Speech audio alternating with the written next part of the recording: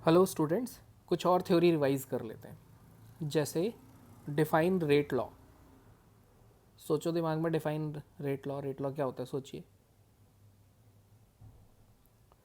तो rate law कहता है कि जो किसी भी रिएक्शन का रेट है वो रिएक्टेंट जितने भी हैं उनकी उस कंसंट्रेशन टर्म पे डिपेंड करता है जो एक्सपेरिमेंटली डिटरमाइन होती है। मतलब जिस पे actually rate of reaction depend करता है उसी पे।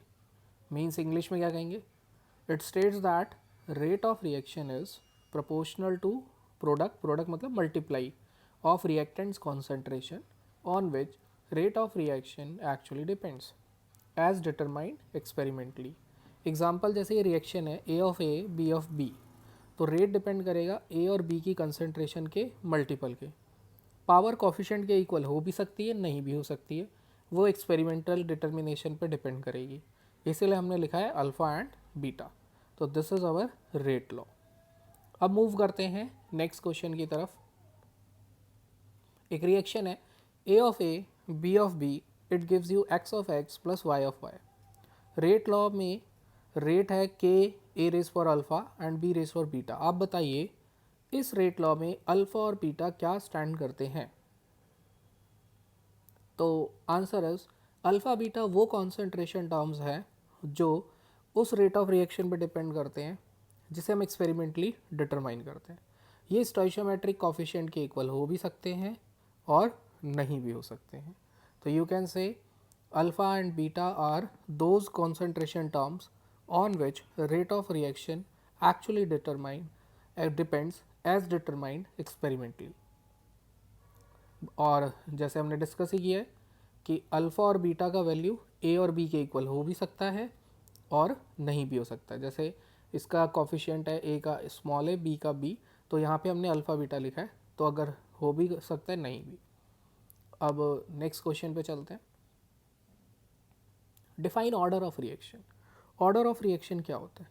तो अगेन सबसे पहली बात ध्यान रखना है कि ऑर्डर को हमेशा एक्सपेरिमेंटली डिटरमाइन करते हैं।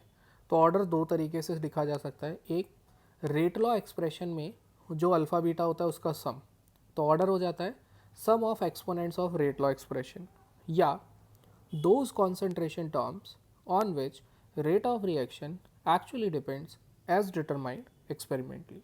या फिर ये वो कॉन्सेंट्रेशन टर्म्स है जिस पे rate of reaction actually depend करता है, मतलब एक्सपेरिमेंटल है। थ्योरेटिकली रिएक्शन देख के हम नहीं बता पाएंगे, और ये सब हम कैसे बताते हैं? एक्सपेरिमेंटली। नाउ अब आप बताइए इसमें जो रेट लॉ है, rate equal to K A raise for alpha B raise for beta, इसमें के क्या है? So answer is K is rate constant. इसे आप वेलोसिटी कांस्टेंट भी बोल सकते हो और स्पेसिफिक रिएक्शन रेट भी बोल सकते हो। फर्स्ट ऑर्डर रिएक्शन के लिए यूनिट ऑफ के होता है पर second. Unit of K order of reaction पे डिपेंड करता है। Order change, unit change. So next question, आप बताइए what are the characteristics of rate constant. ध्यान रखना रेट कांस्टेंट के होता है, इसके नाम में कांस्टेंट आ रहा है, रेट कांस्टेंट। इसे दिमाग में रखते हुए सोचिए। अब मैच करिए। के क्या है? के is a measure of rate of reaction.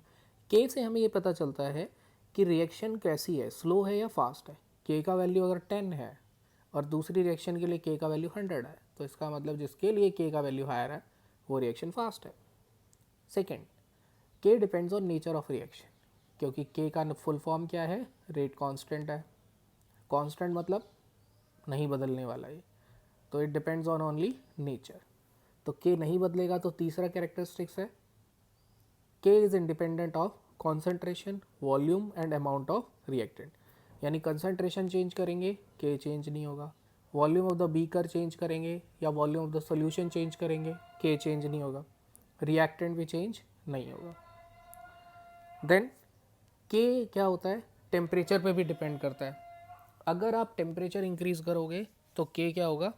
Increase होगा, एंड वाइस वर्सा। अगर आप टेम्परेचर डिक्रीज करोगे तो के डिक्रीज होगा। इसे आप कैसे पता लगाते हो? अर्हीनियस इक्वेशन से। जैसे ये अर्हीनियस इक्वेशन अभी यहाँ सुन लो, K equal to A e raise to power minus E A by R T. इसे दोनों तरफ लॉग लेके लिख सकते हो। Log K equal to log A minus E A by 2.303 R T. हर 10 डिग्री राइज पे रेट ऑफ रिएक्शन डबल हो जाता है। इसे टेम्परेचर कॉफिशिएंट भी कहा जाता है। अल्फ़ा इज़ के टी प्लस 10/kT, और अगर डबल हो गया रेट ऑफ रिएक्शन तो अल्फ़ा का वैल्यू 2 हो गया, और के और टी का जो ग्राफ है वो ऐसा आएगा। देन यहाँ से हमने देखा कि टेम्परेचर कॉफिशिएंट भी पता चल जाता है कैरेक्टरिस्टिक्स ऑफ रेट कांस्टेंट से। देन फिफ्थ कैरेक्टरिस्टिक्स, के changes with change in activation energy. अगर एक्टिवेशन एनर्जी चेंज होती है तो रेट कांस्टेंट के का वैल्यू भी चेंज होता है। जैसे k equal to A E raise to power minus A by R T, Arrhenius equation है, याद करना है आपको ये।